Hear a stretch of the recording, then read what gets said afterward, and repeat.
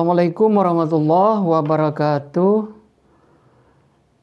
Alhamdulillah wassalatu wassalamu ala rasulillah wa ala alihi washabi ajmain, amma ba'du. Berjumpa dengan saya kembali di mata kuliah pengantar manajemen. Dengan saya Muhammad Subhan, ME, dosen Fakultas Ekonomi dan Bisnis Islam. Kepada adik-adik mahasiswa, silakan tonton dengan cara subscribe, like, dan share. Dalam pertemuan pertama ini, kita akan membicarakan tentang manajemen. Apa itu manajemen? Manajemen dalam bahasa Perancis yaitu mengatur atau melaksanakan. Kemudian manajemen berarti sebagai sebuah proses. Sebagai sebuah proses di mana di sana ada perencanaan, kemudian pengorganisasian, kemudian setelah pengorganisasian mengkoordinasikan dan pengontrolan sumber daya untuk mencapai sasaran. Jadi aspek manajemen itu yang pertama sebagai perencanaan, kemudian pengorganisasian, kemudian pengkoordinasian, dan terakhir dengan pengontrolan. Untuk apa keempat ini? Untuk mencapai sasaran di sebuah perusahaan atau di sebuah lembaga. Kemudian peran dan fungsi serta proses manajemen. Peran dan fungsi serta proses manajemen merupakan pengelolaan usaha sebagai proses mencapai tujuan organisasi. Tahapannya, yang pertama peran interpersonal. Yang apa itu? Dilakukan manajer yang berhubungan dengan karyawan dan orang-orang yang ada di sekitar karyawan, yang ada di sekitar manajemen. Peran interpersonal meliputi yaitu kewajiban pimpinan untuk mengikuti cara sebagai wakil perusahaan. Artinya sebuah perusahaan diberikan kewenangan untuk mengelolanya kepada pimpinan atau manajer. Jadi manajerlah yang mengatur perusahaan itu mulai dari perencanaan, kemudian pengorganisasian yang meliputi yang keempat tadi. Kemudian peran interpersonal manajer itu apa? Manajer berperan sebagai pemimpin yang memicu untuk bekerja sama. Artinya manajer bisa membawa bawahannya itu untuk bekerja secara maksimal. Kemudian manajer dalam berhubungan dengan pihak lain di luar hubungan sebagai atasan, kemudian hubungan sebagai bawahan. Artinya, ya di dalam ilmu manajerial, manajer itu bisa posisinya di atas, bisa sebagai bawahan. Bawahan artinya bekerja sama dengan karyawan-karyawan yang ada di sekitarnya. Kemudian, peran informasi. Jadi manajer itu bisa memberikan informasi kepada siapa?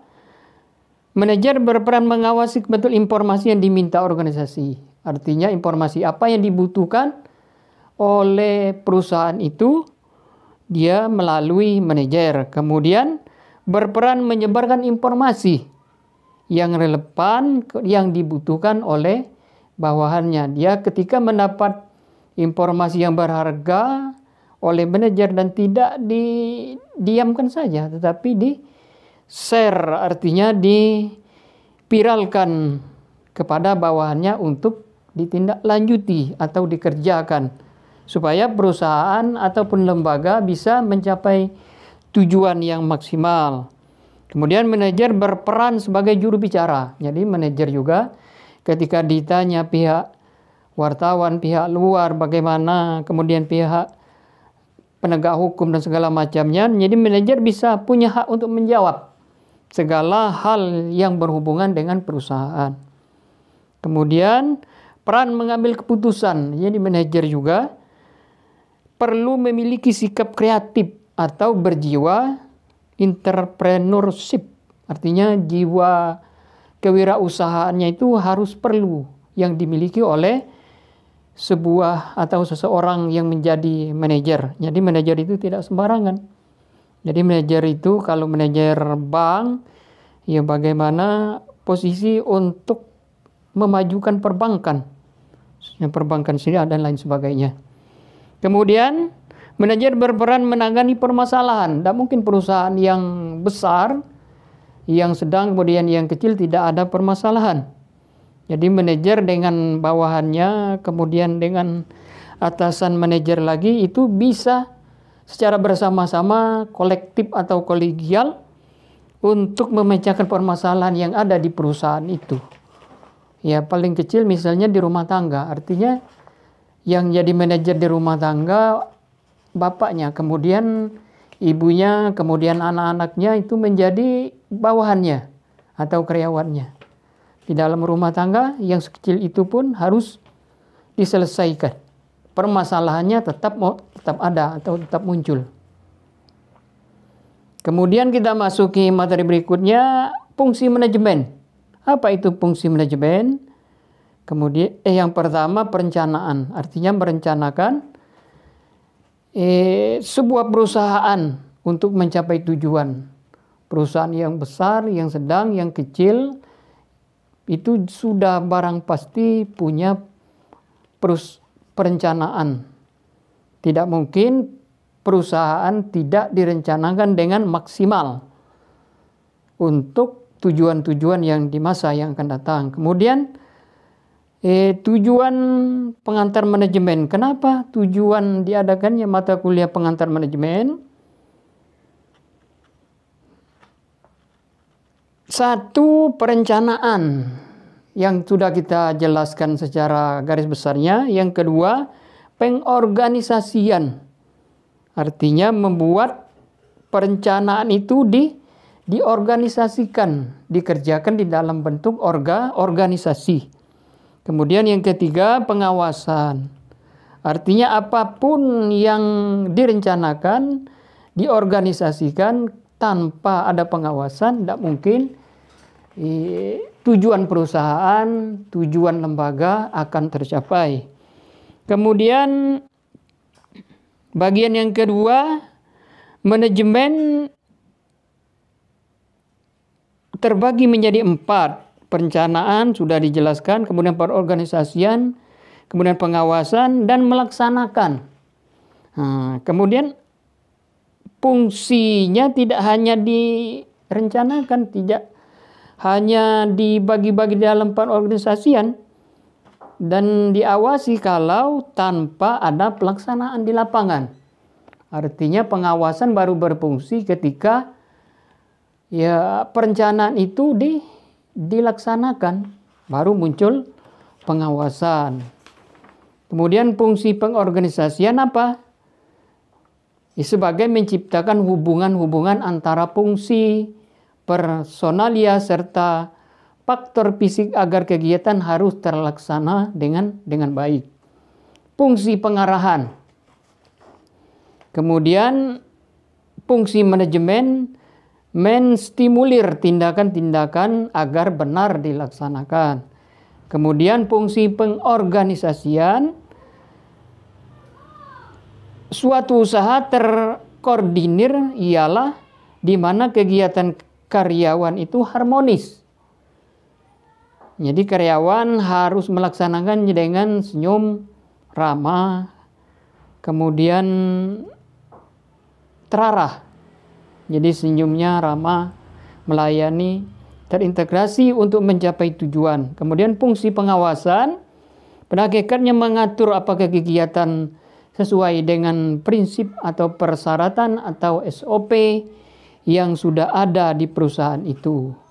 Kemudian konsep pengantar manajemen di masa depan kita harus perlu tahu. Apa itu konsep manajemen di masa yang akan datang? Manajemen bertujuan meningkatkan produktivitas. Jadi manajemen itu harus meningkatkan produktivitas. Produksi atau keluarnya apa? Jadi artinya keluaran dari manajemen itu harus berbobot serta berkualitas untuk kehidupan manusia. Yang lebih kecilnya adalah kualitas kehidupan di perusahaan itu. Manajemen berdasarkan tindakan pada aspek kuantitatif serta perilaku manusia. Jadi ukurannya ya sejauh mana keberhasilannya, kemudian sejauh mana bisa merubah karakter daripada perilaku-perilaku kehidupan manusia. Jadi tergantung leadernya, tergantung manajernya. Manajemen masa depan akan menghadapi isu. Yang pertama inflasi, kemudian sumber daya yang makin langka, kemudian nilai sosial budaya masyarakat, teknologi apa sekarang ini adalah teknologi IT yang berhubungan langsung dengan kegiatan online segala macamnya, hubungan karyawan dan manajemen, etika dan tanggung jawab sosial, artinya perusahaan punya tanggung jawab moral kepada lingkungan. Kemudian konflik-konflik yang terus berkepanjangan serta globalisasi. Inilah isu-isu manajemen di masa yang akan datang. Manajemen di masa depan akan menghadapi masalah yang datang dari sektor industri dan jasa. Untuk itu perlu informasi yang dicari dengan sistem informasi manajemen yang baik. Jadi tergantung manajernya. Bagaimana menanggapi isu-isu itu, kemudian dirumuskan di dalam perencanaan sebuah organisasi, sebuah perusahaan, supaya tujuan akhirnya untuk mensejahterakan kehidupan manusia, merubah karakter kehidupan manusia. Kemudian prinsip-prinsip pengantar manajemen. Apa prinsip pengantar manajemen? Pembagian kerja yang seimbang. Ya, artinya dalam pembagian tugas dan jenisnya semua kerabat kerja. Jadi seorang manajer itu harus bisa memilih dan memilah kepada siapa kerja-kerja beban yang ini yang harus diberikan kepada karyawan atau bawahannya. Kemudian memberikan kewenangan rasa tanggung jawab yang tegas. Artinya manajer dapat memberikan pekerjaan yang maksimal kepada karyawan-karyawannya supaya bertanggung jawab penuh terhadap pelaksanaan kerjanya. Kemudian kesatuan perintah setiap karyawan atau kerabat kerja hendaknya hanya menerima sejenis perintah dari atasan langsung atau kepala bagian. Jadi instruksi itu tidak dari berbagai pihak. Jadi hanya satu instruksi. Kemudian disiplin. Jadi setiap bawahannya mulai dari manajer sampai bawahannya harus melaksanakan disiplin. Artinya di dalam perusahaan itu harus punya job description. Artinya setiap bagian itu ada tanggung jawabnya. Ada pekerjaan-pekerjaan yang harus diselesaikannya. Kita seorang manajer harus memberikan hak penuh kepada yang melaksanakan pekerjaan itu atau kepada bawahannya. Kemudian satuan arah kegiatan hendaknya bertujuan sama dan dipimpin oleh seorang atasan serta didasarkan pada prinsip kerjasama. Artinya walaupun sudah ada kegiatan-kegiatan atau yang diberikan kepada bawahannya masing-masing, tapi ada dikoordinasikan dalam bentuk kerjasama, gotong royong. Nah, inilah manajemen-manajemen yang baik. Pengertian manajemen sebagai ilmu, artinya manajemen dipelajari dan diajarkan kepada orang lain. Jadi manajemen itu diajarkan untuk si pengajar sendiri, kemudian kepada orang lain. Sebab manajer itu, jadi manusia ini diciptakan sebagai pemimpin. Paling tidaknya, paling kurang kita memimpin untuk diri kita sendiri. Jadi manajer kepada diri kita sendiri. Kalau kita sudah berkeluarga, manajer di rumah tangga. Artinya bagaimana pelaksanaan rumah tangga yang ideal, yang baik, tergantung kepada manajer dan bawahannya. Fungsi ilmu atau teori bagi manusia, supaya kita mengerti tentang suatu kejadian, supaya kita menerangkan tentang suatu kejadian. Kemudian kita dapat meramal mengenai suatu kejadian. Kemudian kita mengendalikan apabila benar terjadi sesuatu. Kemudian yang terakhir, dengan usaha-usaha tersebut supaya kita sukses berhasil. Yang pertama dapat mengerti, dapat menerangkan, dapat meramal, mengendalikan, dan yang terakhir kita diharapkan untuk sukses. Inilah tujuan daripada pengantar manajemen. Pengertian manajemen sebagai seni, artinya manajemen sebagai seni. Di dalam manajemen ada unsur-unsur bakat atau bawaan atau talenta seseorang. Artinya dalam manajemen orang dapat mengatur, mengawasi atau memimpin organisasi dengan karakter, sikap, jiwa, kepemimpinan yang berbeda-beda setiap orang. Di situ ada seni.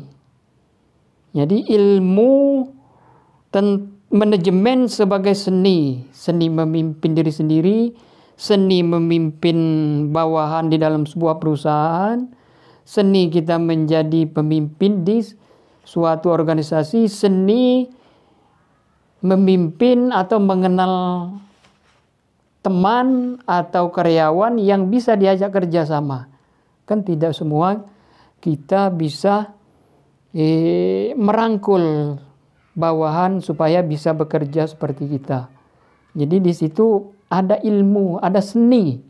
Seni kita mengenal teman, bagaimana hobinya, bagaimana karakter kerjanya. Di situ artinya kita mendapatkan